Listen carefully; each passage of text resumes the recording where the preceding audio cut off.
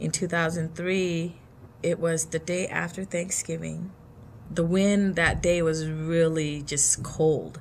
Even though you had like 2, 3, or 4 layers of clothing, it just went right through you. So we didn't have a whole lot of stuff with us. I had a garbage bag full of clothes, you know. Didn't have a whole lot of blankets because I didn't know where we're gonna sleep the next day, the next night. So and then I woke up hearing my daughter kind of whimper, so I looked up and she's like just shaking. So I took her hand. I was like trying to hold it to keep it warm, but her hands were purple because it was so cold.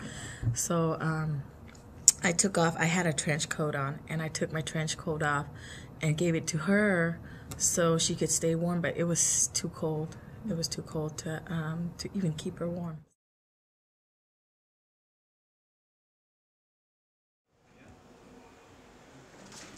David, recess is over. Shh. Again? What does he have to do? Bathroom. Being a teacher here at First Place it's a little bit different in some ways, and it's a lot the same in some ways as it is in a public school.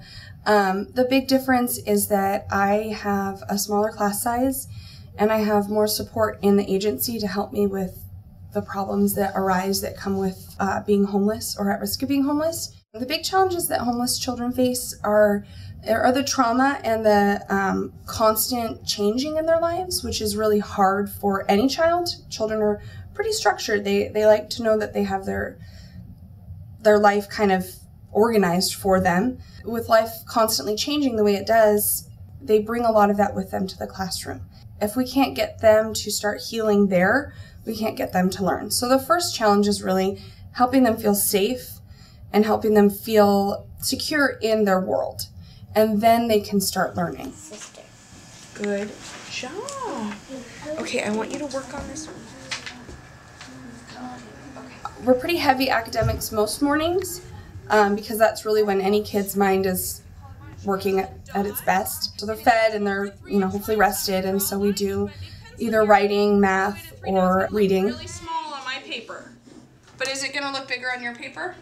Yeah. So a lot of issues can come up on the playground. These kids are together a lot. They're together at school, they're together in after-school program, sometimes in shelters, and so they kind of can fight like siblings sometimes. So when they come back from that, we need to kind of come down off of that. So I'll read to them, and then we have our afternoon activities, which usually that's when I do any of the arts.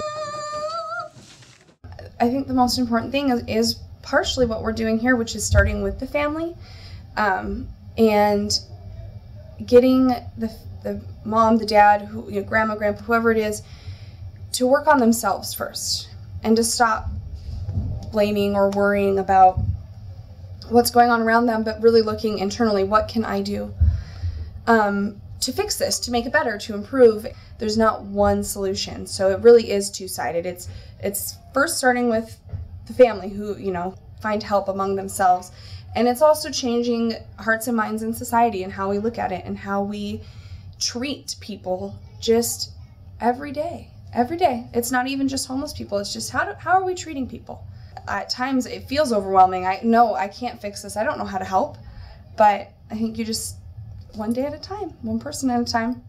This is where I started, kind of step back and try to put my life back in its place, like building blocks. But the first building block was First Place. That was my foundation, and then from that, our family built upon that foundation, and to this day, if it weren't for First Place, I would still be on the streets.